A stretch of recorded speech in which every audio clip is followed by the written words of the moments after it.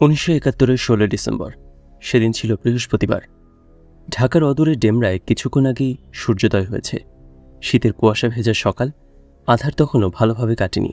দ্বিতীয় ইস্ট বেঙ্গল রেজিমেন্টের প্রায় 800 সৈনিকের সঙ্গে 3 নম্বর সেক্টরের আরও কিছু মুক্তিযোদ্ধা সমবেত হয়েছেন।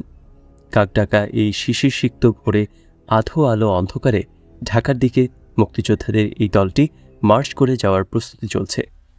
এর মধ্যে খবর এসেছে পাকিস্তানি বাহিনী মিত্রবাহিনীর কাছে নিঃশর্ত আত্মসমর্পণ করতে যাচ্ছে। শুরু করছি প্রথম পরিচ্ছেদ, পাকিস্তানিদের আত্মসমর্পণ। যদিও তখন পর্যন্ত জেনারেল নিয়াজি নিজে থেকে আত্মসমর্পণের কোনো ঘোষণা দেননি কিংবা মিত্রবাহিনীর সঙ্গে পাকিস্তানি সেনাবাহিনীর আত্মসমর্পণ নিয়ে কোনো আনুষ্ঠানিক আলোচনাও হয়নি, তবুও পাকিস্তান বাহিনীর পরাজয় যে অবধারিত সেটা সকলের মনেই বদ্ধমূল ছিল। সকলের মধ্যে বিজয়ের আনন্দের এক অনির্বচনীয় অনুভূতি। মুক্ত ঢাকায় প্রবেশের উত্তেজনায় যেন টকবক করে ফুটছে মুক্তিযোদ্ধারা, একে অন্যকে জড়িয়ে ধরছে। অনেকের চোখে আনন্দশ্রু। 9 মাসের মরণপণ লড়াই তাহলে শেষ হলো। হঠাৎ করে তারা লক্ষ্য করলেন ঘন কুয়াশার বুক চিরে একটি সামরিক জিপ আসছে পূর্ব দিক থেকে। সতর্ক হয়ে জিপটিকে লক্ষ্য করতে থাকলেন সবাই। জিপ একটাই, আর সেটা নির্ভয়ে আসছে দেখে সবাই ধরে নিলেন এটা মিত্রপক্ষীয় সামরিক যান। আরও কাছে আসতেই দেখলেন তাদের অনুমান নির্ভুল। জিপে ভারতীয় বাহিনীর ব্রিগেডিয়ার সাবেক সিং, বেসামরিক পোশাকে পাকিস্তান আর্মির স্পেশাল কমান্ডো ব্যাটালিয়নের মুক্তিযোদ্ধা মেজর হায়দারকে পাশে বসিয়ে ঢাকার দিকে যাচ্ছেন।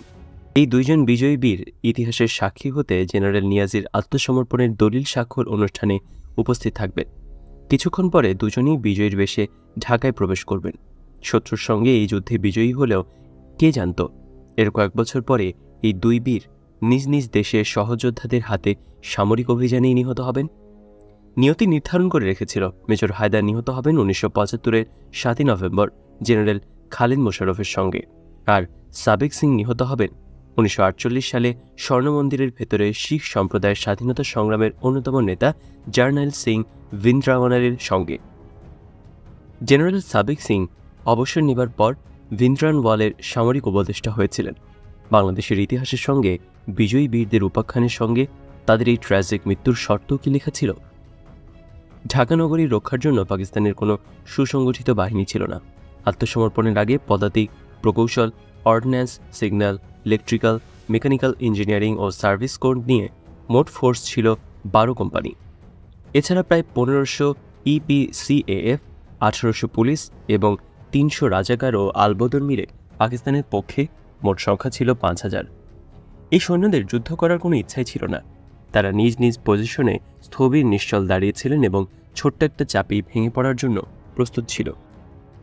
ক্যান্টনমেন্ট বাদে বাকি ঢাকা শহরের রক্ষার দায়িত্ব ছিল পাকিস্তানি ব্রিগেডিয়ার বশিরের উপর। 15 ডিসেম্বর সন্ধ্যায় তিনি জানতে পারেন মিরপুর সেতু অরক্ষিত অবস্থায় আছে। ছড়িয়ে ছিটিয়ে থাকা ফোর্স একত্রিত করে তিনি কোম্পানি সৈন্য দিয়ে 16 ডিসেম্বর সকালের দিকে মেজর সালামতকে নিয়ে তিনি মিরপুর ব্রিজে সুরক্ষার জন্য পাঠান। এদিকে 16 ডিসেম্বর সকালেও মিরপুর সেতু সুরক্ষিত অবস্থায় আছে এই খবরটা মুক্তিবাহিনীর মাধ্যমে পৌঁছে যায় ভারতীয় কমান্ডো বাহিনীর কাছে। খবর পেয়ে তারা সকাল হবার কিছু আগেই ঢাকার উদ্দেশ্যে রওনা হন। এদের পৌঁছানোর আগেই মেজর সালামত মিরপুর ব্রিজে অবস্থান নিয়ে নেন। ফলে সেখানে পৌঁছে কমান্ডো বাহিনী প্রতিরোধের মুখোমুখি হয়। এই কমান্ডো দলকে অনুসরণ করে পেছনে আসছিলেন 101 কমিউনিকেশন জোনের জেনারেল নাগরা। তাদের অগ্রযাত্রা থেমে গেল সেতু থেকে কিছু দূরে। জেনারেল নাগরার বাহিনীর সাথে ছিলেন মুক্তিযোদ্ধা কাদের সিদ্দিকী স্বয়ং এবং কাদেরিয়া বাহিনীর চৌকস মুক্তিযোদ্ধাদের একটি অগ্রবর্তী দল। জেনারেল গন্ধর্ব সিং নাগরা আর জেনারেল নিয়াজি ব্রিটিশ ইন্ডিয়ান আর্মিতে কোর্সমেট ছিলেন, একসঙ্গে কমিশন পেয়েছিলেন এবং দুজনের বন্ধু ছিলেন। নাগরা নিয়াজিকে আবদুল্লাহ বলে ডাকতেন। আজ ভাগ্যের পরিহাসে দুই বন্ধু যুদ্ধরত দুই শিবিরে। একজন বন্ধু অপরাজিত, আরেক বন্ধু কিছুক্ষণের মধ্যে বিজয়ীর বেশে নগরে ঢুকবেন। নাগরা মিরপুরে আমিনবাজার ব্রিজের ওপর থেকে নিয়াজিকে যে চিঠি লিখেছিলেন সেটি ছিল কোনো বন্ধুর কাছে লেখা বন্ধুর চিঠি। লিখেছিলেন, প্রিয় আবদুল্লাহ, আমি এখানে এসেছি, তোমার খেলা শেষ।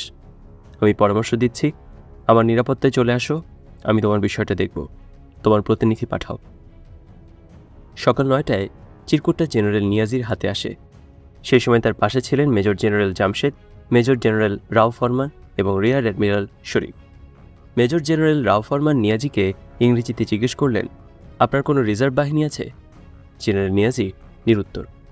রিয়ার অ্যাডমিরাল শরীফ পাঞ্জাবিতে কথাটা অনুবাদ করে বললেন, কুছ পাল্লে হ্যাঁ, অর্থাৎ থলে থেকে কিছু আছে? নিয়াজি বৃহত্তর ঢাকার রক্ষক জেনারেল জামশেদের দিকে তাকালেন।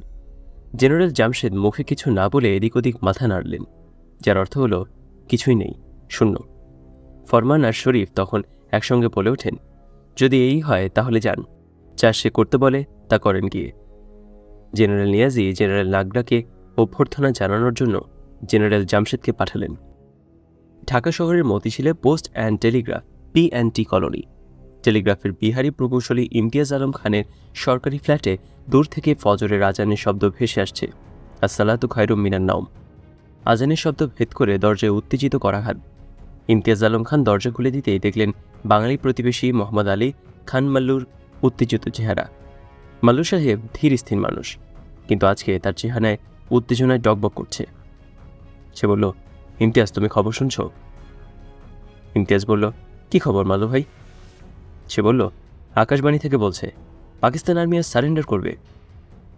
হো হো করে হেসে উঠে ইমতিয়াজ আলম খান বলেন, মাল্লু ভাই, আপনি আকাশবাণীর কথা বিশ্বাস করেন? তখন ইমতিয়াজ আলম খান ঘুণাক্ষরেও বুঝতে পারেননি এটাই তার শেষ হাসি হতে যাচ্ছে, আর কয়েক ঘন্টার মধ্যেই তার জীবন ওলটপালট হয়ে যাবে। আরে না, বের হয়ে দেখো, খুব নিচু দিয়ে ইন্ডিয়ান বিমানগুলো উড়ে যাচ্ছে। পাকিস্তান আর্মির অ্যান্টি এয়ারক্রাফট গানগুলো কোনো গুলি ছুটছে না। ইমতিয়াজ আলম খানের শিরদাঁড়া দিয়ে ঠান্ডা রক্তস্রোত বয়ে গেল। মুখটা যথাসম্ভব স্বাভাবিক রেখে বললেন, মাল্লু ভাই, এটা কিভাবে সম্ভব? ইন্ডিয়ান আর্মি তো ঢাকা পর্যন্ত এখনো পৌঁছাতে পারেনি, আর কার কাছেই বা নিয়াজি সারেন্ডার করবে? ইমতিয়াজ আলম খানের এই শীতল জবাব মোহাম্মদ আলী খান মাল্লুকে তৃপ্ত করতে পারল না। বিড়বিড় করতে করতে বাসায় ফিরে গেলেন তিনি। এরপর আর বিছানায় যাওয়া হয়নি ইমতিয়াজের। বারবার বারান্দায় গিয়ে দিগন্তের দিকে চেয়ে থেকেছেন, কি যেন খুঁজেছেন। অবশেষে সকাল 10টার দিকে সেই প্রতীক্ষিত আতঙ্ক। বজ্র নিনাদে উড়ে এলো খুব নিচ দিয়ে ভারতীয় ফাইটার জেট, এত নিচ দিয়ে যে পাইলটের চেহারা পর্যন্ত দেখা যাচ্ছে। নিচ থেকে কোনো গুলি নেই, কুণ্ডলি পাকিয়ে ধোঁয়া নেই, বোমা বর্ষণ নেই, কিন্তু প্লেনের পেটের ভেতর থেকে অসংখ্য টুকরো টুকরো কাগজ উড়ে এলো। ঢাকার আকাশ ছেয়ে গেল লিফলেটে, বাংলা, ইংরেজি আর উর্দুতে লেখা পাকিস্তানি বাহিনীকে আত্মসমর্পণের আহ্বান। ঠিক 9:30টায় মিরপুর ব্রিজের দিক থেকে ঝড়ের গতিতে ছুটে আসা গাড়ির গর্জন শুনে মিরপুর ব্রিজের পশ্চিম প্রান্তে মিত্রবাহিনীর সৈন্যরা উদ্বিগ্ন হয়ে ওঠে।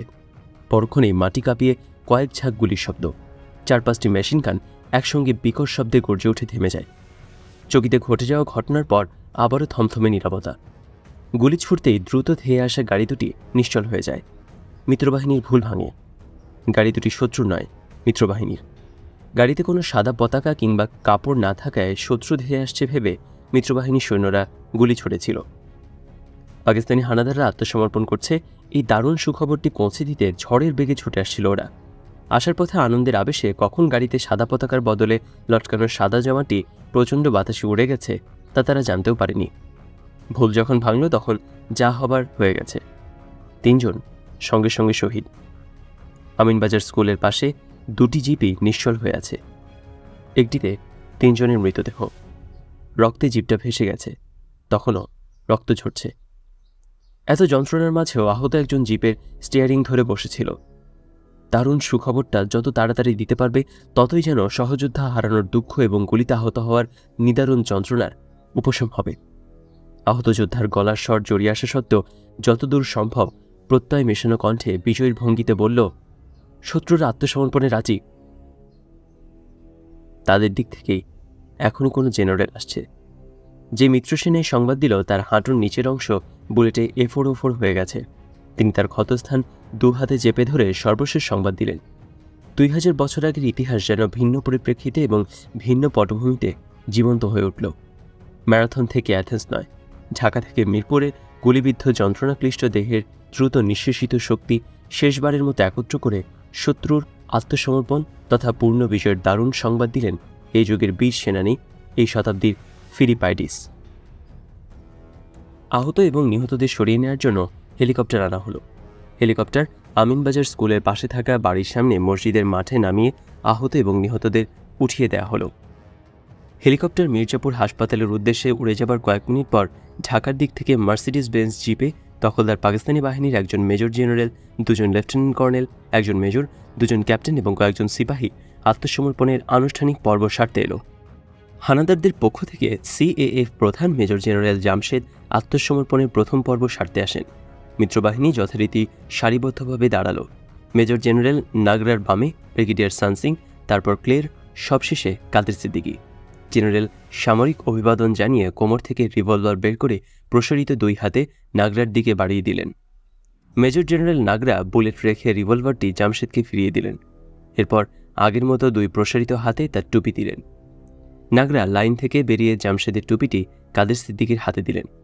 জেনারেল ফ্ল্যাগ নাগরার হাতে দিলে সেটি তিনি ব্রিগেডিয়ার সানসিংকে দিলেন।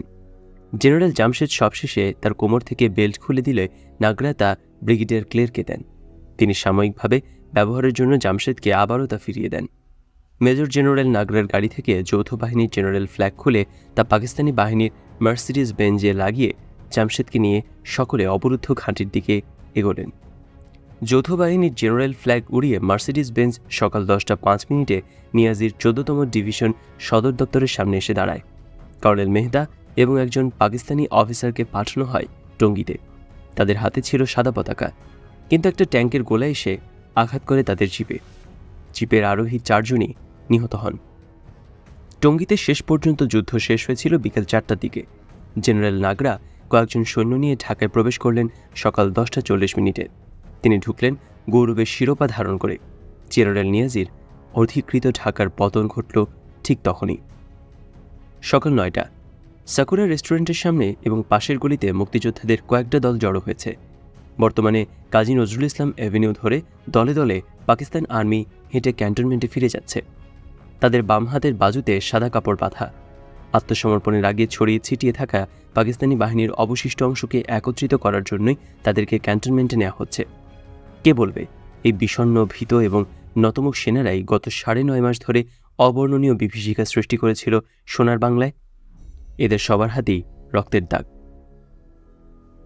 11টার দিকে শাহবাগের দিক থেকে কাজী নজরুল ইসলাম অ্যাভিনিউ ধরে ধীরগতিতে আর্মির একটি কনভয় এগিয়ে এলো। কনভয়ের প্রথম জিপটিকে আমরা কাকডাকা ভরে ডেমরা থেকে ঢাকার দিকে আসতে দেখেছি। সেই জিপে আছেন ব্রিগেডিয়ার সাবেক সিং আর মেজর হায়দার।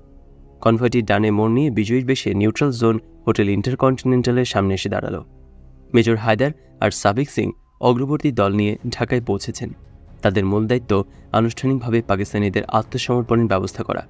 ধীরে ধীরে ইন্টারকন্টিনেন্টাল হোটেল এলাকায় মিত্রবাহিনীর আর মুক্তিবাহিনীর সংখ্যা বাড়তে থাকল। মুক্তিযোদ্ধারা এর মধ্যেই শাহবাগের রেডিও পাকিস্তান ভবন থেকে পাকিস্তানের পতাকা নামিয়ে বাংলাদেশের পতাকা উড়িয়ে দিয়েছে। অবরুদ্ধ ঢাকায় স্বাধীন বাংলাদেশের প্রথম পতাকা পতপত করে উঠছে। রাজপথে উৎফুল্ল জনতা মিত্রবাহিনী আর মুক্তিবাহিনীর সঙ্গে কোলাকুলি করছে। পাকিস্তানি সেনাবাহিনীর একটা বড় দল সাকুরার সামনে দিয়ে হেঁটে ক্যান্টনমেন্টের দিকে যাচ্ছিল। এমন সময় উৎসাহী জনতা তাদের ঘিরে ধরল প্রবল উত্তেজনায়। সবাই চিৎকার করে তাদের উদ্দেশ্যে বলতে লাগলো, বল শালারা, জয় বাংলা। ওরা ভয়ে ভয়ে বলে, জয় বাংলা, জয় বাংলা। জনতা চেপে ধরে, শালারা শুদ্ধভাবে বল, জয় বাংলা। ওরা তাও বলে, জয় বাংলা, জয় বাংলা। কেউ কেউ ওদের সঙ্গে শুদ্ধ ভাষায় জয় বাংলা বলানোর জন্য হাতাহাতি শুরু করে দিল। এমন সময় কে যেন ফাঁকা বার্স্ট ফায়ার করলো। সঙ্গে সঙ্গে গর্জে উঠল পাকিস্তানিদের হাতে থাকা অস্ত্র। উৎসাহী জনতা ছত্রভঙ্গ হয়ে গেল। মিত্রবাহিনী ছুটে এসে পাকিস্তানিদের ঘেরাও করে ফেলল। অবস্থা বেগতিক দেখে পাক সেনারা অস্ত্র মাটিতে ফেলে চিৎকার করে বলতে থাকল, জয় বাংলা, জয় বাংলা। গোলাগুলিতে বেশ কয়েকজন হতাহত হয়। একজন ভারতীয় সেনা অফিসার ঘটনাস্থলে নিহত হন। পাকিস্তানি জেনারেল রাও ফরমান আলী তখন ইন্টারকন্টিনেন্টালেই ছিলেন। তিনি ভারতীয় কয়েকজন অফিসারের সঙ্গে শ্রদ্ধা নিবেদনের জন্য মৃত অফিসারের লাশের পাশে এসে দাঁড়ালেন। রাও ফরমান আলীকে দেখে জনতা আবারও ফুঁসে উঠল। স্লোগান উঠল, রাও ফরমানকে ধরো, কুত্তার মতো মারো। রাও ফরমানকে ঘিরে ধরল উত্তেজিত জনতার মুক্তিবাহিনী। মেজর হায়দার উত্তেজিত জনতার মুক্তিযোদ্ধাদের আটকালেন। সাবেক সিং ইংরেজিতে বললেন, নো মোর ফাইট। রাও ফরমান আলীও বললেন, no more fight, peace, peace. বাংলাতেও বললেন, আর যুদ্ধ নয়, শান্তি, শান্তি।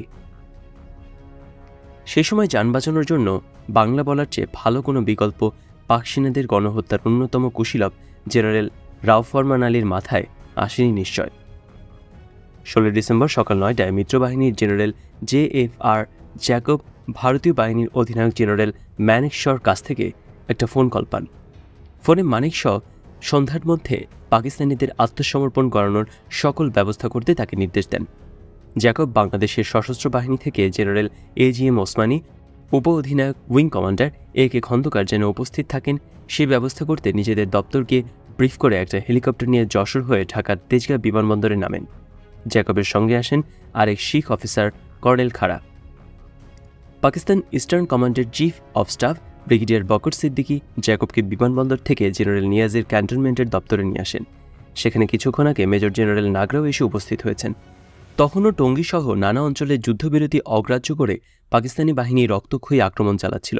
জ্যাকব সেই পরিস্থিতি সামাল দেওয়ার জন্য নিয়াজিকে বলেন তিনি যেন এই লড়াই বন্ধের নির্দেশ দিয়ে একটা অর্ডার ইস্যু করেন। তখনও নানা জায়গা থেকে গোলাগুলির শব্দ ভেসে আসছিল ক্যান্টনমেন্টে। জেনারেল জ্যাকব ভারতের প্যারাশুট রেজিমেন্ট এবং একটা পাকিস্তানি ইউনিট দিয়ে জেনারেল আরোরাকে রেসকোর্স ময়দানে গার্ড অফ অনার প্রদানের ব্যবস্থা করতে বলেন জেনারেল নাগরাকে। কর্নেল খাড়া আত্মসমর্পণের শর্ত জেনারেল নিয়াজিকে পাঠ করে শোনান। নিয়াজির দুই চোখ থেকে ঝরঝর করে পানি পড়তে থাকে। ঘরে নেমে আসে শুনশান নীরবতা। যেই দম্ভ নিয়ে অবর্ণনীয় অত্যাচার আর গণহত্যার নির্মম ইতিহাস তৈরি করেছিল পাকিস্তানি বাহিনী, জেনারেল নিয়াজির চোখের পানিতেই তা ভেসে যাবার কোনো কারণ ছিল না। পাকিস্তানি বাহিনীর জন্য আরও চূড়ান্ত অপমান অপেক্ষা করছিল। লাঞ্চের সময় হয়ে যায়। জ্যাকবকে সঙ্গে নিয়ে জেনারেল নিয়াজি আর্মি মেসে লাঞ্চ করতে যান। তাদের সঙ্গী হন ব্রিটিশ অবজারভারের সাংবাদিক গ্যাভিন ইয়াং। মুরগির রোস্ট দিয়ে মেইন কোর্সের স্বাভাবিক খাবার পরিবেশন করা হয়েছে।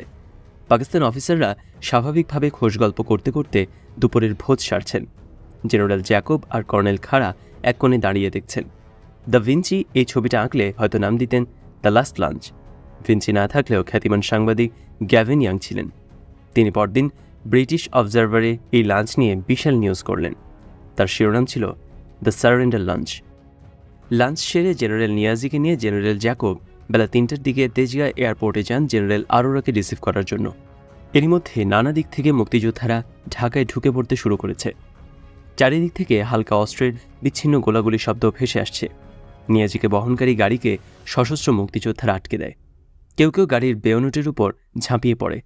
শিখ অফিসার তার পাগড়ি বাঁধা মাথা গাড়ি থেকে বের করে বলেন নিয়াজি ভারতীয় সেনাবাহিনীর হাতে বন্দী। তাদের এভাবে বাধা দেয়া মুক্তিবাহিনীর উচিত হচ্ছে না। মুক্তিবাহিনী ভারতীয় বাহিনীকে চিনতে পেরে নিয়াজিকে ছেড়ে দেয়। এয়ারফিল্ডে নিয়াজিকে নিয়ে পৌঁছলেও বিপদ কাটে না। অসংখ্য মুক্তিবাহিনীর সদস্য ঢাকায় পৌঁছে গেছে, কিন্তু তখনও পর্যাপ্ত ভারতীয় সেনা ঢাকায় এসে পৌঁছায়নি।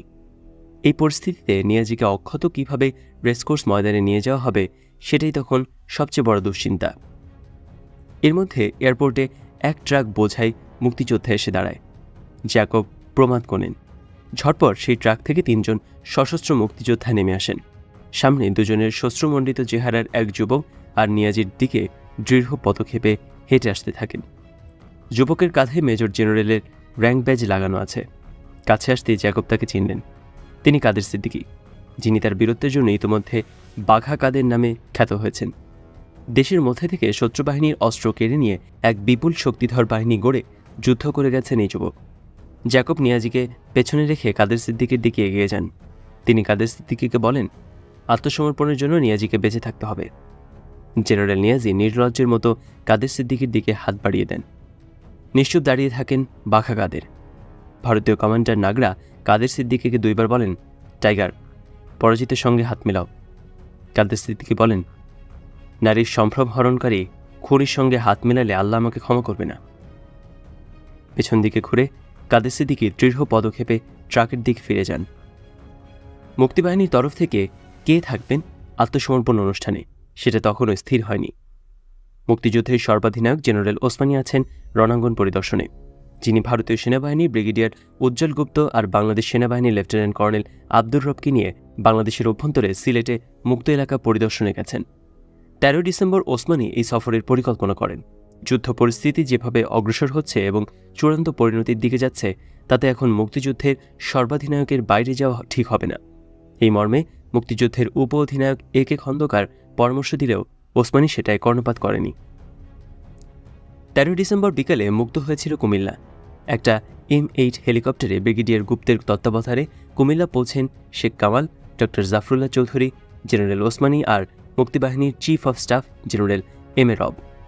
বিশ্রামের জন্য কুমিল্লা সার্কিট হাউসে পৌঁছে সবাই হতভম্ব। ওসমানী সাহেবকে হাত বাড়িয়ে রিসিভ করছেন কয়েকজন ভারতীয় বাঙালি। একে একে তারা পরিচয় দিলেন, আমি মুখার্জি IAS, আমি গাঙ্গুলি IPS ইত্যাদি। ওনারা বললেন কেন্দ্রীয় সরকারের আদেশে তারা গতকাল এখানে পৌঁছেছেন কুমিল্লা মুক্ত হওয়ার সঙ্গে সঙ্গে। তারা শহরের আইনশৃঙ্খলা রক্ষা এবং নিরাপত্তার সমন্বয় করবেন। 16 ডিসেম্বর সকালে ব্রিগেডিয়ার গুপ্ত জানালেন আজ ঢাকায় পাকিস্তান সেনারা আত্মসমর্পণ করবে। আশ্চর্য, ওসমানী সাহেব একেবারে চুপ, কোনো কথা বলছেন না। জেনারেল ওসমানীর ADC শেখ মুজিবের বড় ছেলে শেখ কামাল জাফরুল্লাহ চৌধুরীকে বলল, স্যার কখন রওনা হবেন তা তো বলছেন না।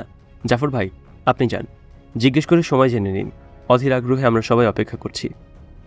ডক্টর জাফরুল্লাহ জিজ্ঞেস করায় ওসমানী সাহেব ইংরেজিতে বললেন, ঢাকার পথে রওনা হওয়ার জন্য কলকাতা থেকে প্রধানমন্ত্রী তাজউদ্দিন সাহেবের কোনো নির্দেশ পায়নি। আপনাকে অর্ডার দেবে কে? আপনি তো মুক্তিযুদ্ধের সর্বাধিনায়ক। জাফরুল্লাহ বললেন। তিনি বললেন, যুদ্ধক্ষেত্রে আমি সর্বেসর্বা, কিন্তু মূল আদেশ আসে মন্ত্রিসভা থেকে প্রধানমন্ত্রী জনাব তাজউদ্দিন আহমেদের বরাতে। বিষণ্ণ মুখে বললেন জেনারেল ওসমানী। তিনি আসন্ন ঢাকা পতনের সংবাদ জানেন এবং প্রবাসী সরকারের নির্দেশের অপেক্ষা করছেন। সঙ্গীদের অস্থিরতা দ্রুত বাড়ছে আর বাড়ছে। শেখ কামাল বারবার ডাক্তার জাফরুল্লাহকে চাপ দিচ্ছেন আবারও ভালো করে বুঝিয়ে বলে ওসমানী সাহেবকে রাজি করাতে ঢাকায় রওনা হওয়ার জন্য। ঘণ্টাখানেক পর জেনারেল ওসমানী অত্যন্ত বেদনাজড়িত কণ্ঠে বললেন, আমার ঢাকার পথে অগ্রসর হওয়ার নির্দেশ নেই।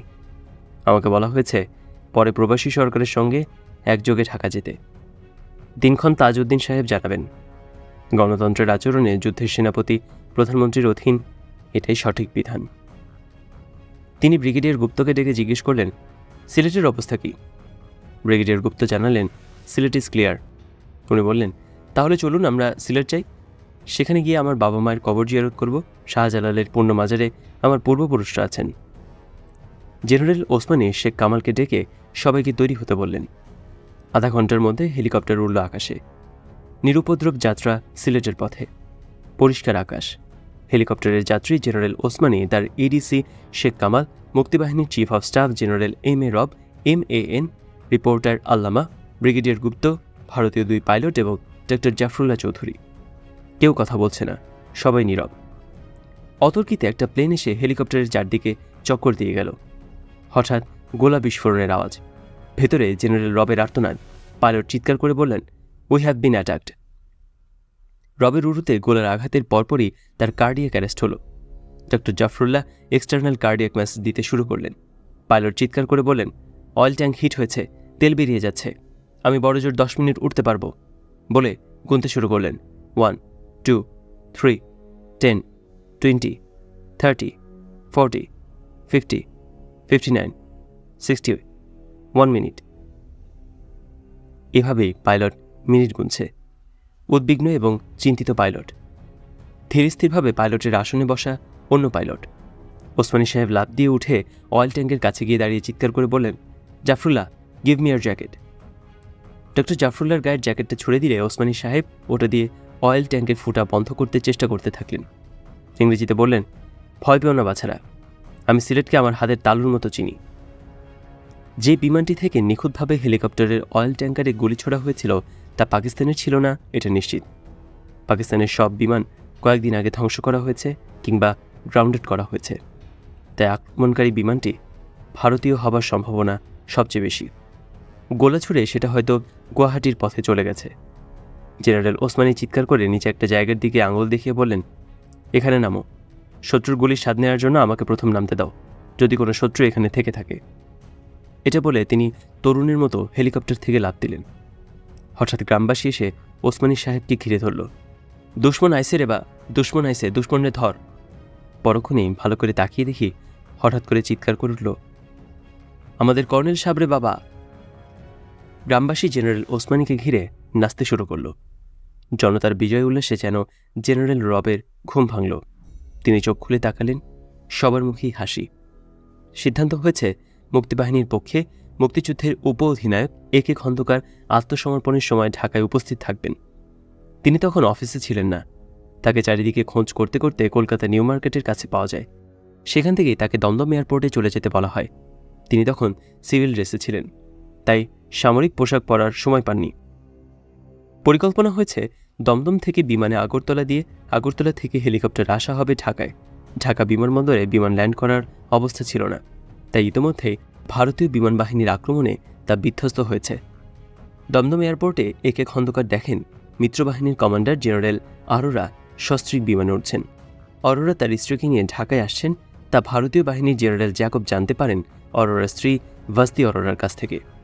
মিসেস ভাস্তি অরোরা গর্বভরে জেনারেল জ্যাকবকে জানিয়েছিলেন তিনি আত্মসমর্পণের অনুষ্ঠানে অরোরার পাশেই থাকবেন। রণাঙ্গনে স্ত্রীকে না নিয়ে আসার জন্য জ্যাকবের অনুরোধ অরোরা পাত্তা দেননি। তিনি তার সামরিক জীবনের সবচেয়ে শৌর্যমণ্ডিত অধ্যায়ের জন্য সার্বিক প্রস্তুতি নিয়েছেন। স্ত্রীকে রণাঙ্গনে নিয়ে যাওয়াটাও তার অংশ। তিনি সেদিন কলকাতা থেকে গাঢ় কালো কালির একটা শেফার্স কলমও কিনেছিলেন আত্মসমর্পণের দলিলে স্বাক্ষরের জন্য। বিকাল 4টায় 5টি MI-4 এবং 4টি অ্যালুয়েট হেলিকপ্টারের বহর ঢাকায় ল্যান্ড করে। এই বহরে বেগুনি রঙের শাড়ি পরিহিতা মিসেস অরোরার সঙ্গে ছিলেন General Aurora, Air Marshal Dhawan, Vice Admiral Krishnan, General Sagat Singh এবং মুক্তিবাহিনীর উপপ্রধান Wing Commander A K Khandakar. General Jacob আর জেনারেল নিয়াজি তাদের অভ্যর্থনা জানানোর জন্য এয়ারপোর্টে উপস্থিত ছিলেন। তাদের সঙ্গে ছিলেন মেজর হায়দার আর সাবেক সিং। এয়ারপোর্টের নিরাপত্তার দায়িত্বে রয়েছে মিত্রবাহিনী। তেজগাঁ থেকে সরাসরি জিপের বহর ভারতীয় এবং বাংলাদেশি সেনা কর্মকর্তাদের নিয়ে রমনার দিকে রওনা দেয়। রাস্তায় জনতার উপচে পড়া ভিড়, কনভয়ের গতিস্লদ। জিপের আরোহীরা লক্ষ্য করেন চারিদিকে হাজার হাজার উচ্ছ্বসিত জনতা রাস্তায় বেরিয়ে এসেছে। সকলের চোখে মুখে অপার আনন্দ। 9 মাসের রক্তক্ষয়ী যুদ্ধের সাক্ষী এই অবরুদ্ধ ঢাকা শহরে আজ মুক্তির আনন্দ। পথে পথে তারা ঘিরে ধরছেন মুক্তিযোদ্ধাদের, হাত মেলাচ্ছেন, সহোদরের মতো বুকে জড়িয়ে ধরছেন। মুহুর্মুহু উল্লাসে ফেটে পড়ছেন সবাই। এক অপার্থিব আনন্দ তাদের চোখে মুখে। মেজর হায়দারের জিপটি ভিড় ঠেলে অনেক সামনে এগিয়ে গেল। বিকেল প্রায় 4:45টায় মিত্রবাহিনী আর পাকিস্তানি সেনাবাহিনীর শীর্ষ কমান্ডারদের কনভয় রেসকোর্সের পাশের রাস্তায় পৌঁছায়। রমনায় ততক্ষণে জনতার ভিড় হয়ে গেছে। সেই ভিড় ঠেলে সামনে এগোনো মুশকিল, তাই নিয়াজির দিকে বর্ষিত হচ্ছিল বিভিন্ন গালি এবং তিরস্কার। নিয়াজিকে জনতা ছিনিয়ে নিয়ে যায় কিনা সেই আশঙ্কায় সবার। মিত্রবাহিনীকে দিয়ে একটা নিরাপত্তা বেষ্টনী তৈরি করা হলো। ভিড় ঠেলে এগিয়ে এলেন রাইফেল কাঁধে ঝুলানো কালো চামড়ার জ্যাকেটের কলার উঁচিয়ে এক সুপুরুষ মুক্তিযোদ্ধা major ATM Haider.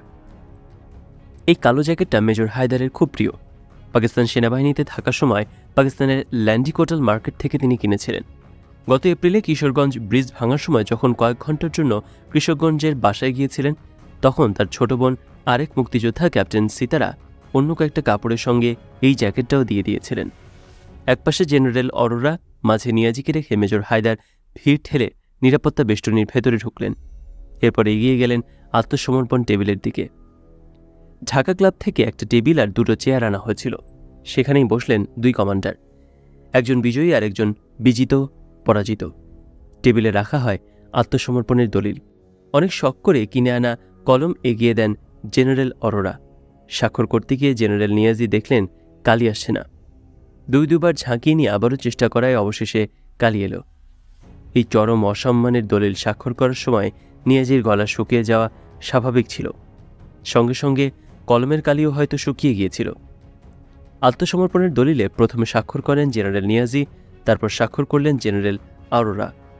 General Niazi দাঁড়িয়ে কাঁধ থেকে অ্যাপলেট খুলে ফেললেন এবং ল্যানিয়ার্ড সহ রিভলভার জেনারেল অরোরার হাতে তুলে দিলেন। জেনারেল নিয়াজির চোখে তখন অশ্রু। ঘড়ির কাঁটায় 4:55। এরপরে পরাজিত পাকিস্তানি বাহিনীর সকল সদস্য অস্ত্র সমর্পণ এবং ব্যাজ খোলার আনুষ্ঠানিকতা পালন করলেন। ঢাকা শহরের সমস্ত বাড়িতে গাঢ় সবুজের মধ্যে হলুদ রং মেশানো বাংলাদেশের মানচিত্র অঙ্কিত পতাকা উড়তে শুরু করল। রমনা রেসকোর্সের এই ময়দানে শেখ মুজিব 7 মার্চে তার ঐতিহাসিক ভাষণ দিয়েছিলেন। ঘোষণা দিয়েছিলেন 7 কোটি মানুষকে দাবায় রাখতে পারবা না। কি অপূর্ব সংযোগ! সবকিছুই ঠিকঠাক হলো, কিন্তু মিসেস ভান্তি অরোরার জন্য আরেকটি অতিরিক্ত চেয়ার ছিল না। ভারতের সামরিক ইতিহাসে অভূতপূর্ব ঘটনাটি ঘটল না। পাকিস্তানি জেনারেলের আত্মসমর্পণের সময় বীর ভারতীয় জেনারেল স্বামীর বহুলগ্না হয়ে থাকার স্বপ্নটা তার অপূর্ণই রয়ে গেল। একজন ফরাসি সাংবাদিক এগিয়ে এসে জেনারেল নিয়াজিকে জিজ্ঞেস করলেন, এখন আপনার অনুভূতি কি টাইগার? জবাবে নিয়াজি বললেন, আমি অবসন্ন।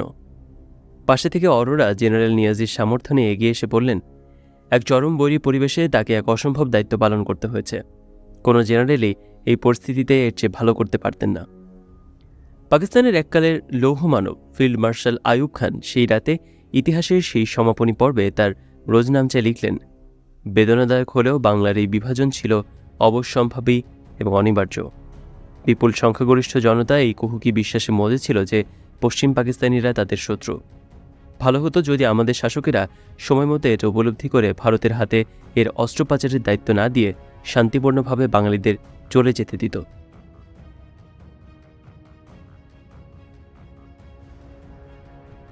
দ্বিতীয় পরিচ্ছেদ, আত্মসমর্পণের পর। বিজয়ের আনন্দে উল্লসিত ঢাকার মানুষ দলে দলে এসে প্রথমেই ভিড় জমালেন বঙ্গবন্ধুর বাড়ি, ধানমন্ডি ৩২ নম্বরে। এই বাড়ি থেকেই তাদের প্রিয় নেতা পাকিস্তানি শোষণের বিরুদ্ধে এত মহাকাব্যিক আন্দোলনের জন্ম দিয়েছিলেন।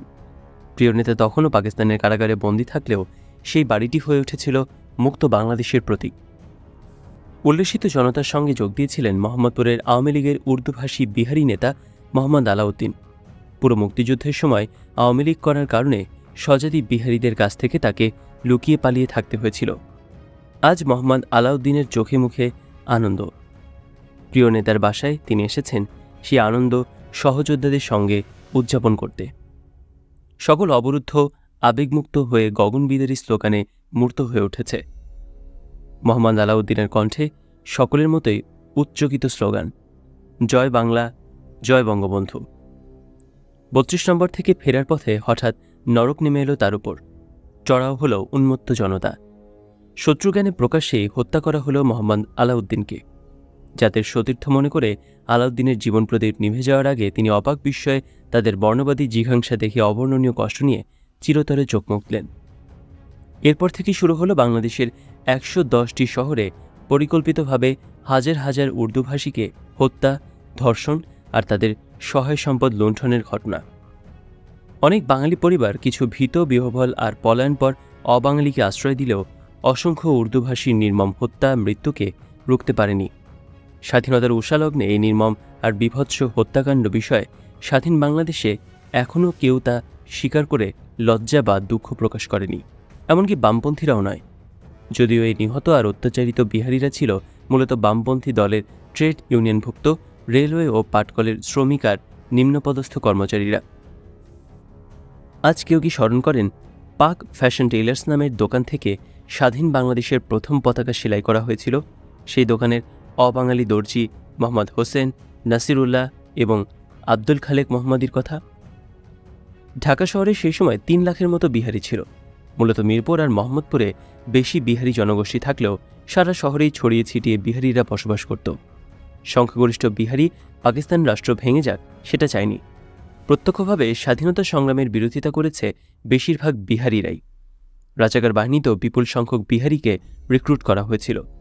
৯ মাসে তারা বিপুল উৎসাহে লুট, খুন, এমনকি পাকিস্তানি বাহিনীর সাথে গণহত্যায় অংশ নিয়েছে। এই জনগোষ্ঠীর উপর বাঙালিদের ঘৃণা সৃষ্টির মতো উপাদান অবশ্যই ছিল।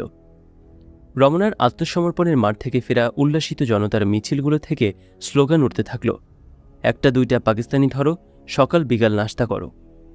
এই সম্মিলিত ঘৃণা পাকিস্তানি সেনাবাহিনীর বা বিহারি রাজাকারদের কিছু করতে না পারলেও নিরস্ত্র বিহারিদের উপর সকল জিঘাংসা নিয়ে ঝাঁপিয়ে পড়ল। সেই রাতেই বিহারিদের বাড়ি, ব্যবসা প্রতিষ্ঠান আক্রান্ত হতে শুরু হলো সব জায়গায়। খুন, লুট ও বিহারি নারীদের ধর্ষণে মেতে উঠল উন্মত্ত জনতা।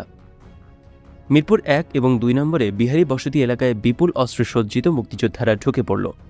অস্ত্রধারী বিহারি রাজাকারেরা প্রতিরোধ গড়ে তোলার চেষ্টা করলেও কুলিয়ে উঠতে পারেনি। মুক্তিবাহিনীর ৩০টি বাড়ি ডিনামাইটে উড়িয়ে দেয় আর যত্রতত্র গুলি ছুটতে থাকে।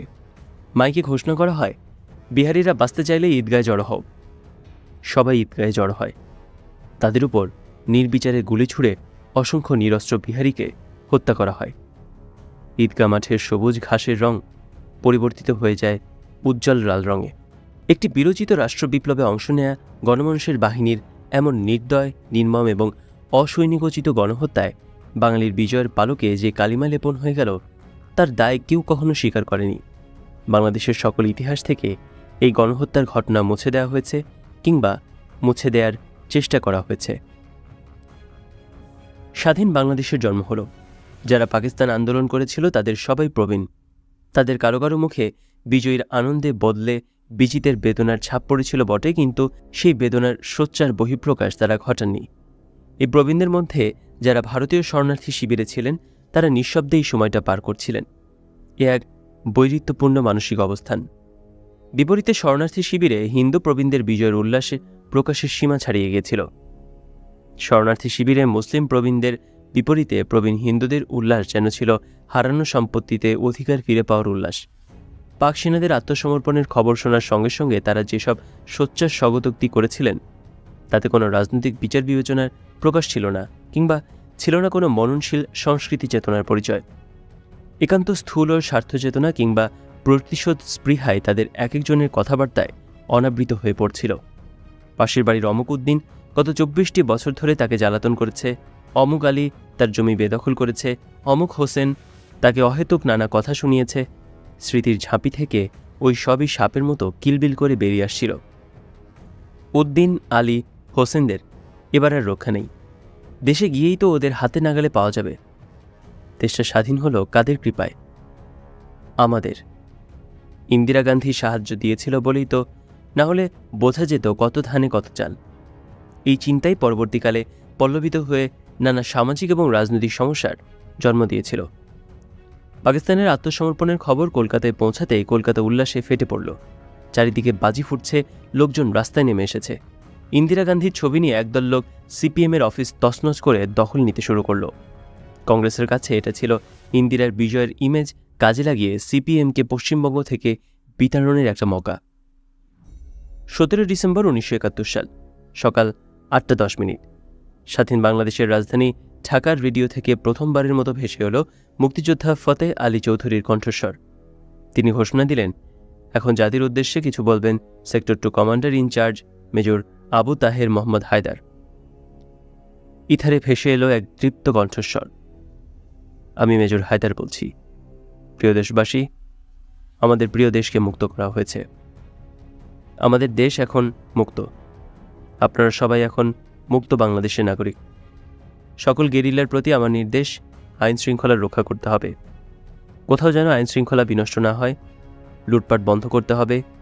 এলাকায় এলাকায় পাহারার ব্যবস্থা করতে হবে।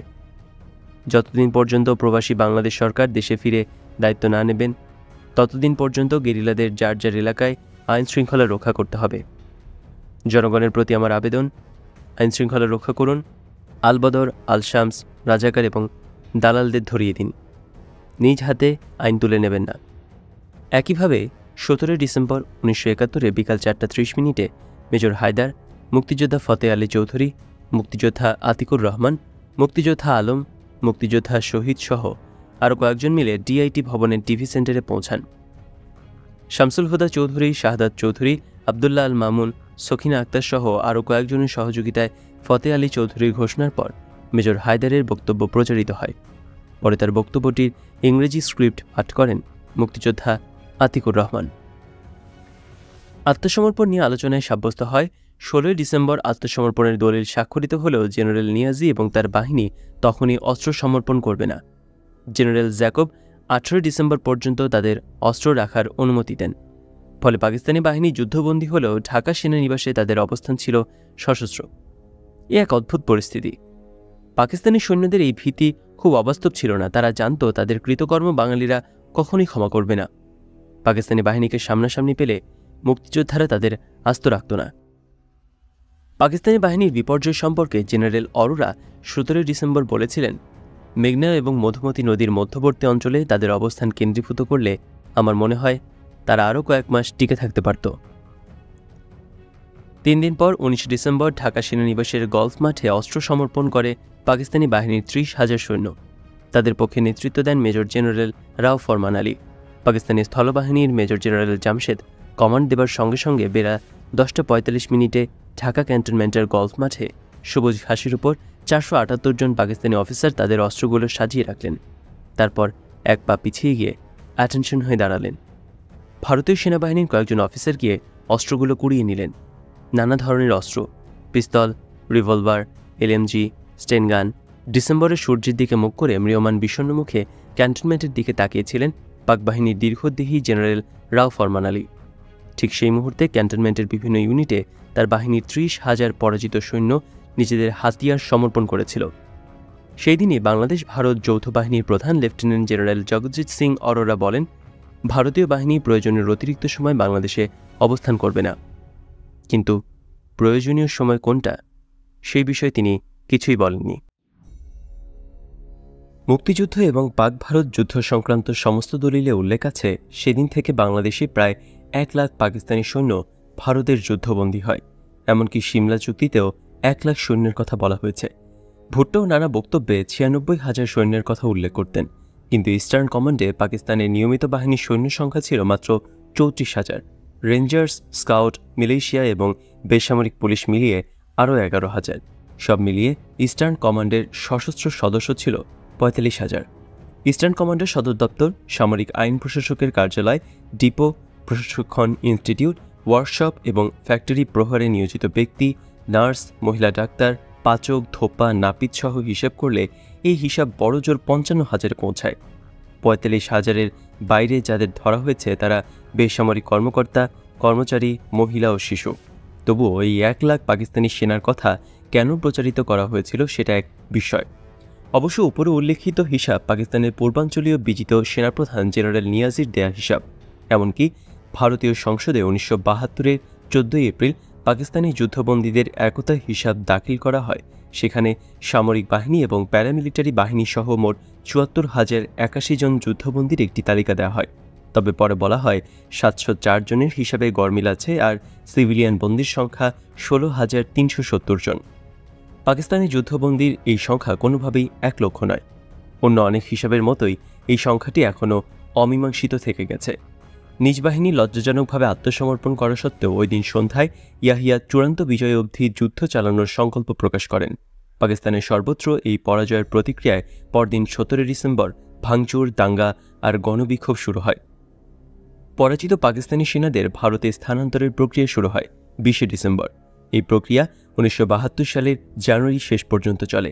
এই বর্বর বাহিনী পেছনে ফেলে যায় নির্মম ধ্বংস, নির্যাতন, রক্তপাত আর অপমানের ইতিহাস।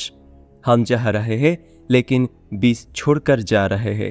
ঢাকা ক্যান্টনমেন্ট থেকে ভারতীয় সেনারা প্রহরায় পরবর্তী গন্তব্যে যাওয়ার প্রাক্কালে হতাশ এবং ক্ষুব্ধ এক পাকিস্তানি সেনা সমবেত উচ্ছ্বসিত বাঙালিদের উদ্দেশ্যে কুৎসিত অঙ্গভঙ্গিতে এই কথাটাই বলেছিল।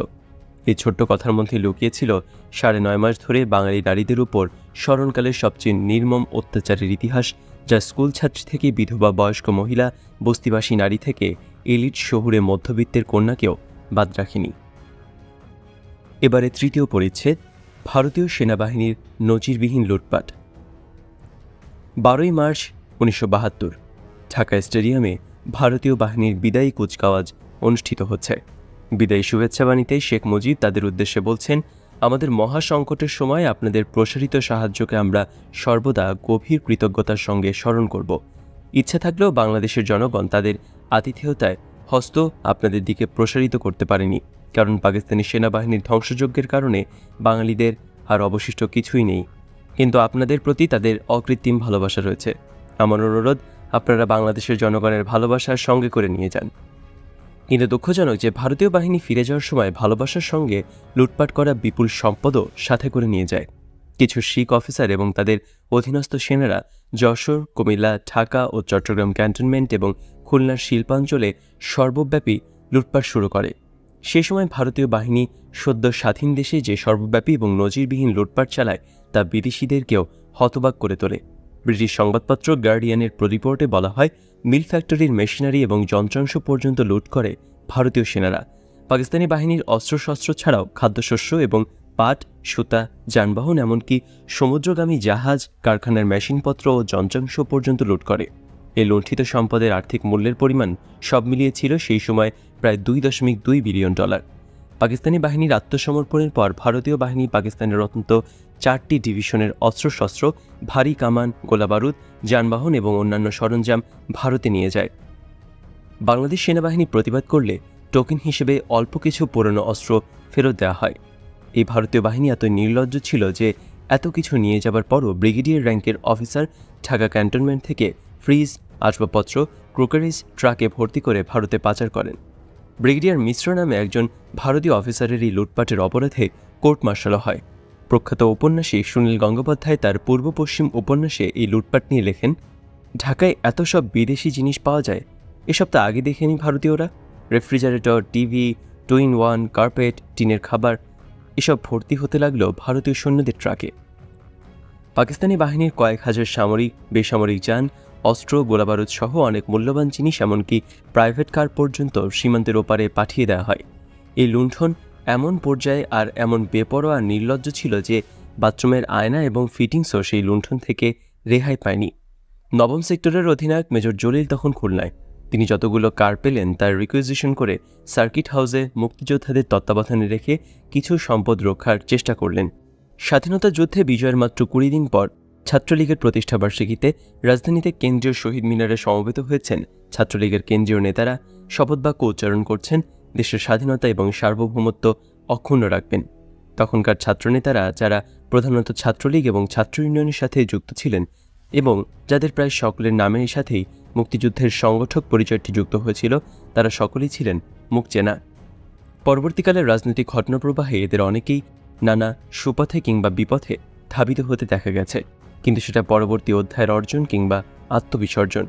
বিশ্লেষণী দৃষ্টিকোণ থেকে প্রশ্ন হচ্ছে, আমাদের স্বাধিকার সংগ্রাম এবং তা থেকে স্বাধীনতা যুদ্ধ পর্যন্ত পৌঁছাবার চূড়ান্ত পর্ব 1969 থেকে 71 পর্যায়ে সমাজে বিপুলভাবে সমাদৃত দেশবাসীর প্রিয় ছাত্রনেতারা জাতীয় চরিত্র নির্ণয় এবং নির্ধারণে কতটা বুদ্ধিদীপ্ত, ভবিষ্যৎমুখী এবং বাস্তবসম্মত চেতনার পরিচয় দিতে পেরেছিলেন।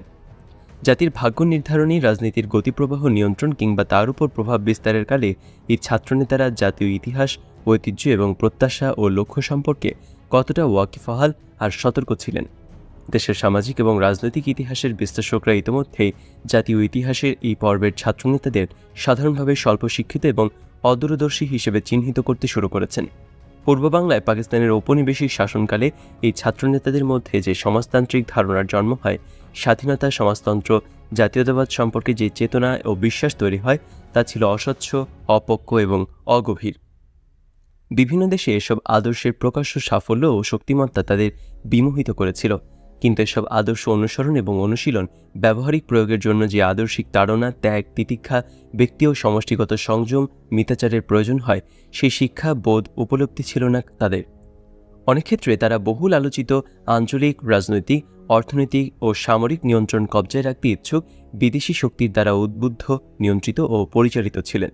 স্বাধীনতা অর্জনের মাত্র কদিন পরে আলোচ্য ছাত্রনেতাদের কজনকে নবীন রাষ্ট্রের স্বাধীনতা এবং সার্বভৌমত্ব সমুন্নত রাখার শপথ নিতে দেখা গেছে, কিন্তু ওই সময়ই স্বাধীনতা যুদ্ধে সহায়তাকারী মিত্রবাহিনীরূপী ভারতীয় সামরিক বাহিনীর অফিসার এবং সৈনিকরা তাদের সমস্ত রাজনৈতিক এবং সামরিক রীতিনীতি পদদলিত করে যুদ্ধবিধ্বস্ত বাংলাদেশের সহায় সম্পদ লুণ্ঠনে ব্যস্ত ছিল।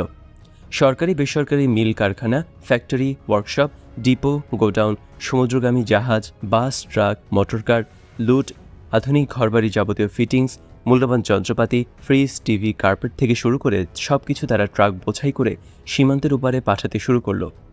সামরিক রীতিনীতি লঙ্ঘন করে পাকিস্তানের অন্তত 4টি ডিভিশনের বিশাল বাহিনীর বিপুল পরিমাণ হালকা থেকে ভারী সমুদায় অস্ত্র ও গোলাগুলি, যাবতীয় সাজোয়া যান ও কয়েক হাজার বেসামরিক এবং সামরিক যানবাহন, বিপুল সংখ্যক প্রাইভেট কার, ভারী কামান লুট করে নিয়ে যায় ভারতীয় সেনাবাহিনী। বাধা দিয়েছিলেন দক্ষিণ পশ্চিমাঞ্চলের নবম সেক্টরের কমান্ডার মেজর জলিল। এজন্য ভারতীয়রা তাকে গুম করে এবং মুজিব সরকার মিডিয়া সেন্সরশিপের মাধ্যমে 2.5 মাস সেই গুমের ঘটনা গোপন রাখে। এজন্য মুজিব সরকার মেজর জলিলের কোর্ট মার্শালও করেছিল, কিন্তু মুক্তিযুদ্ধের সংগঠক হিসেবে পরিচিত সেদিনের ছাত্রনেতাদের সার্বভৌমত্বের এই ইস্যুতে বিন্দুমাত্র ভূমিকা পালন করতে দেখা যায়নি। ভারতীয় সৈন্যদের লুণ্ঠনের বিরুদ্ধে মুক্তিযুদ্ধের সংগঠক এই ছাত্রনেতাদের কোনো রকম প্রতিবাদ জানাতে দেখেনি সদ্য স্বাধীন বাংলাদেশ। সেদিনে সে শপথ অনুষ্ঠানের সামনের সারিতে ছিলেন তোফায়েল আহমেদ, আব্দুল কুদ্দুস মাখন, নূরে আলম সিদ্দিকী, শাহজাহান সিরাজ এবং আসম রব প্রমুখ। ভারতীয় বাহিনীর লুটপাটের বিরুদ্ধে এই বীর সেক্টর কমান্ডার জনগণকে সঙ্গে নিয়ে সক্রিয় প্রতিরোধ গড়ে তুললেন। ফলও পেলেন দ্রুত। 28 ডিসেম্বর তিনি যশোর থেকে অন্তর্হিত হন। মেজর জলিল পরে জানান, 31 ডিসেম্বর ভারতীয় বাহিনীর হাতে তিনি গুম হন। যশোর সেনানিবাসের অফিসার্স হেডকোয়ার্টারে একটি নির্জন বাড়িতে তাকে আটক রাখা হয়। বাড়িটি ছিল পাকিস্তানি বাহিনীর একটি নির্যাতন সেল।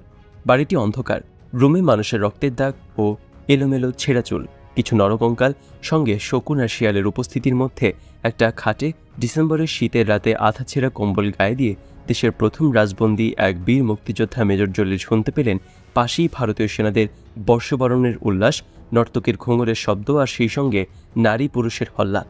মেজর জলিলের এই গুম হবার সংবাদ 2.5 মাস পরে সরকার স্বীকার করে। এটাই ছিল স্বাধীন বাংলাদেশের প্রথম মিডিয়ার সেন্সরশিপ। এই বীর মুক্তিযোদ্ধা জলিল মুক্তিযুদ্ধের সময় ছিলেন দেশের কনিষ্ঠতম মেজর, পাকিস্তান আর্মির সাঁজোয়া বাহিনীর সদস্য এবং অকুতোভয় এক সৈনিক। জলিলের সঙ্গে সেদিন ভারতীয় বাহিনী আরও গুম করে একই সেক্টরের আগরতলা মামলায় অভিযুক্ত নৌবাহিনীর প্রাক্তন লিডিং সিম্যান সুলতান উদ্দিন আহমেদ এবং মোহাম্মদ খুরশিদকে। বাকি দুজন খালাস পেলেও জলিলের কোর্ট মার্শাল হয়। ভাগ্যের নির্মম পরিহাস, সেই সামরিক আদালতের বিচারক ছিলেন আরেক সেক্টর কমান্ডার কর্নেল তাহের। বিচারে জলিল নির্দোষ প্রমাণিত হন, কিন্তু মেজর জলিল এই অন্যায়ের আচরণের প্রতিবাদে সেনাবাহিনী থেকে পদত্যাগ করেন। তিনি ঢাকা ক্যান্টনমেন্টের একটি বাসায় উঠেছিলেন, সেখান থেকেও তাকে বের করে দেওয়া হয়। ঢাকায় তার কোনো থাকার জায়গাই ছিল না। মতিঝিলে একটি অফিস ছিল সুলতানুদ্দিন আহমেদের, সেখানেই তার সাময়িক আশ্রয় হয়। তার অফিসে কাঠের পাটাতন দিয়ে বানানো চৌকিতে তিনি রাতে ঘুমাতেন। মফস্বলের নিম্নবিত্ত পরিবার থেকে আসার কারণে অনেক সেক্টর কমান্ডার তাকে এলিট মনে করতেন না, বরং তাকে এড়িয়ে চলতেন। 1972 সালের নভেম্বর মাসে দিল্লি সফরকালে বাংলাদেশি প্রতিরক্ষা প্রতিনিধি দল অস্ত্র ফেরতদানের প্রশ্নটি উত্থাপন করে, প্রত্যুত্তরে এক নির্লিপ্ত সাড়া পান। পরবর্তীকালে জাতীয় সংসদে একজন আওয়ামী লীগ সদস্যের প্রশ্নের জবাবে তথ্য ও বেতার প্রতিমন্ত্রী বলেন যে ভারত ইতিমধ্যে বাংলাদেশ থেকে দখলীকৃত পাকিস্তানি অস্ত্রশস্ত্র ও গোলাবারুদের একটি বিরাট অংশ ফেরত দিয়েছে এবং এই ফেরতদানের প্রক্রিয়া অব্যাহত রয়েছে। অবশ্য মন্ত্রী জাতির স্বার্থে ফেরত প্রদত্ত অস্ত্রশস্ত্রের সংখ্যা বা পরিমাণ উল্লেখ করতে অস্বীকৃতি জানান। এবারে চতুর্থ পরিচ্ছেদ, স্বাধীন দেশে ভারতীয় বাহিনী। 16 ডিসেম্বরের পরে ঢাকায় ভারতীয় বাহিনীর কিছু অফিসার নিজেদেরকে বাংলাদেশের ত্রাতা হিসেবে গণ্য করতে শুরু করেন। এক ধরনের অযাচিত অহংবোধ নিয়ে তারা ঢাকায় চলাফেরা করতেন। ঠিক এই ধরনের মানসিকতার জন্যই পশ্চিম পাকিস্তানিদের সঙ্গে বাঙালিদের, বিশেষ করে আত্মমর্যাদা বোধ সম্পন্ন সামরিক অফিসারদের সৌহার্দ্যপূর্ণ বা পারস্পরিক শ্রদ্ধাবোধের কোনো সম্পর্ক গড়ে ওঠেনি, বরং তাদের প্রতি এক ধরনের অবিশ্বাস ও বিতৃষ্ণা ছিল। ভারতীয় ইস্টার্ন কমান্ডের প্রধান জেনারেল অরোরা 16 ডিসেম্বর পরবর্তী 2 থেকে 3 মাস যতবার ঢাকায় এসেছেন ততবারই ঢাকা সেনানিবাসের কমান্ড হাউসে থাকার তার ব্যবস্থা হতো, যেখানে স্বাধীনতার আগে থাকতেন পাকিস্তান সেনাবাহিনীর পূর্ব পাকিস্তানের প্রধান। ওই সময় ঢাকায় চলাফেরার সময় আরোরার গাড়িতে ইস্টার্ন কমান্ডের পতাকা শোভা পেত। তার গাড়ির সামনে পেছনে ভারতীয় রক্ষীরা রাস্তার স্বাভাবিক চলাচল বন্ধ করে অরোরার যাতায়াতের ব্যবস্থা করতেন, অনেকটা এখন যেভাবে দেশের রাষ্ট্রপতি এবং প্রধানমন্ত্রীর ক্ষেত্রে করা হয়। অরোরার চলাফেরার এই ধরন এতটাই বিস্ময় তৈরি করে যে সেই সময়কার ভারতীয় রাষ্ট্রদূত সুবিমল দত্তকে স্বতঃপ্রণোদিত হয়ে বলতে হয়, স্বাধীন দেশের প্রতিবেশী দেশের একজন আঞ্চলিক সেনা প্রধানের এই আচরণ যথাযথ নয়। স্বাধীনতার পরপর ঢাকার বিত্তশালী কিছু কিছু পরিবারের সঙ্গে ভারতীয় আর্মি অফিসারদের হৃদ্যতা গড়ে ওঠে। এসব লোকজনের অধিকাংশই স্বাধীনতা বিরোধী ছিল এবং মুক্তিযুদ্ধের 9 মাস পাকিস্তানি সেনা অফিসারদের সঙ্গেও তাদের একই রকম হৃদ্যতা ছিল। এরা বিভিন্ন সময় পার্টি দিয়ে ইন্ডিয়ান আর্মি অফিসার এবং রাজনৈতিক নেতাদের আপ্যায়ন করতেন, ঠিক যেভাবে তারা গত 9.5 মাস পাকিস্তানি সেনাদের অফিসারদের আপ্যায়ন করেছেন। ভারতীয় সেনাবাহিনীর নিম্নপদস্থ সদস্যরাও এক্ষেত্রে পিছিয়ে ছিল না। তারাও নিজেদের এই দেশের ত্রাতা মনে করত। তারা মিষ্টির দোকানে এসে ইচ্ছেমতো মিষ্টি খেয়ে দাম না দিয়ে চলে যেত। কখনো কখনো ঔদ্ধত্য দেখানোর জন্য গ্লাস প্লেট ভেঙে রেখে যেত। প্রথম দোকানদাররা সন্তুষ্ট চিত্তে মিষ্টিমুখ করাতো, কিন্তু দিনের পর দিন তারা এটাকে সহজাত অধিকার হিসেবে ধরে নিয়ে সাধারণ দোকান মালিকদের অতিষ্ঠ করে তুলল। তখন মিষ্টি দোকানদাররা প্রধানত ছিল হিন্দু সম্প্রদায়ের, তাদেরকেই ভারতীয় বাহিনীর মিষ্টি খাওয়ার জুলুম পোহাতে হয়। ভারতের ব্যবসায়ীরা বাংলাদেশে আসতে শুরু করেন নতুন বাজার এবং লুটের জায়গা খুঁজতে। বাংলাদেশের অর্থনীতিকে ভারতের উপর নির্ভরশীল হয়ে উঠতে হয়। জনগণ মুজিব সরকারকে ভারতের বংশোদ্ভূত হিসেবে ভাবতে আরম্ভ করে। পত্রিকার ডিক্লারেশন নিতে হলে একটা শর্ত মানতে হতো, বন্ধু দেশের বিরুদ্ধে কিছু বলা যাবে না। মুক্তিযুদ্ধকালীন ভারতের সেনাপ্রধান এবং পরবর্তী অধ্যায়ে সম্মিলিত বাহিনীর প্রধান ফিল্ড মার্শাল মানেক শ পরে বলেছিলেন, বাংলাদেশিদের কখনোই ভারতের প্রতি তেমন ভালোবাসা ছিল না। আমি জানতাম ভারতের প্রতি তাদের ভালোবাসা ক্ষণস্থায়ী। স্বাধীনতার পর বাংলাদেশকে নিজেদের পায়ে দাঁড়ানোর জন্য আমাদের সব রকম সাহায্য করা উচিত ছিল, কিন্তু আমাদের রাজনীতিবিদরা তা করেননি। তারা বেনিয়ার মতো আচরণ করেছেন। মানেক শাহ রাজনীতিবিদদের এককভাবে দোষী করার চেষ্টা চালালেও শুধু রাজনীতিবিদ নন, ভারতীয় সৈনিক এবং অফিসাররাও একই ধরনের আচরণ করেছিলেন স্বাধীন বাংলাদেশের মানুষের সঙ্গে। জেনারেল মানেক শাহ এটাও বলেননি যে পাকিস্তানি বাহিনীর আত্মসমর্পণের পর সমস্ত সামরিক রীতিনীতি লঙ্ঘন করে তার বাহিনী বিজিত পাক বাহিনীর সমুদায় সমরাস্ত্র এবং কয়েক হাজার সামরিক যানবাহন, বিপুল সংখ্যক প্রাইভেট কার এবং যুদ্ধবিধ্বস্ত সদ্য স্বাধীন বাংলাদেশের সমুদ্রগামী জাহাজ থেকে শুরু করে আরও বিপুল সহায় সম্পদ লুণ্ঠন করে নিয়ে গিয়েছিল। আর ভারতীয় সেনাবাহিনীর প্রধান হিসেবে তিনি সেসব বন্ধ করারও কোনো পদক্ষেপ নেননি। 1971 সালের মে মাসের শেষের দিকে শেখ ফজলুল হক মনি, আব্দুর রাজ্জাক, তোফায়েল আহমেদ, সিরাজুল আলম খান এই 4 যুবনেতার উদ্যোগে মুজিব বাহিনী নামে একটি বিশেষ বাহিনী গঠন করা হয়। এই বাহিনী অস্থায়ী মুজিবনগর সরকারের এবং একই সঙ্গে স্বাধীনতা যুদ্ধে ভারতীয় মিত্রবাহিনীর সেনাপতি জেনারেল অরোরার নিয়ন্ত্রণের বাইরে ছিল। এই বাহিনীর প্রশিক্ষণ এবং পরিচালনার দায়িত্বে ছিলেন জেনারেল সুজন সিং ওবান, যিনি ভারতীয় স্পেশাল ফ্রন্টিয়ার ফোর্সের কমান্ডার ছিলেন। ভারতের দেরাদুনে এই বাহিনীর সদস্যদের প্রশিক্ষণ দেওয়া হতো, যার তত্ত্বাবধায়ক ছিলেন brigadier T.S.. Oberoi. Colonel BD. Kushal এই বাহিনীর প্রশাসনিক বিষয়াদি দেখাশোনা করতেন। Major general SS. ওবান 1995 সালে প্রকাশিত ফ্যান্টমস অফ চিটাগাং গ্রন্থে লিখেছেন যে এই মুজিব বাহিনী মুক্তিযুদ্ধকালে পার্বত্য চট্টগ্রাম এলাকায় স্পেশাল ফ্রন্টিয়ার ফোর্সের সহযোগী হিসেবে দায়িত্ব পালন করেছে। মুক্তিযুদ্ধের শেষে স্বাধীন বাংলাদেশে রক্ষী বাহিনী গঠিত হয়। এই সময় মুজিব বাহিনী বা বাংলাদেশ লিবারেশন ফোর্সেস এর সদস্য নবগঠিত রক্ষী বাহিনীতে আত্মীকরণ করা হয়। 1971-এর 19 ডিসেম্বর মুজিব বাহিনীর অন্যতম নেতা শেখ মুজিবের ভাগ্নে শেখ ফজলুল হক মনির সাথে জেনারেল ওবান ঢাকায় আসেন একটি সামরিক হেলিকপ্টারে চড়ে। ঢাকা বিমানবন্দরে ল্যান্ড করার পরে মুজিব বাহিনী, মুক্তিবাহিনী ও ছাত্রলীগের সদস্যরা শেখ মনি এবং জেনারেল ওবানকে মাল্যভূষিত করে অভ্যর্থনা জানায়। সাথে ছিলেন আব্দুল কুদ্দুস মাখন, শেখ মনি, আবদুর রব, জেনারেল ওবান, আব্দুর রাজ্জাক, তোফায়েল আহমেদ ও শাহজাহান সিরাজ।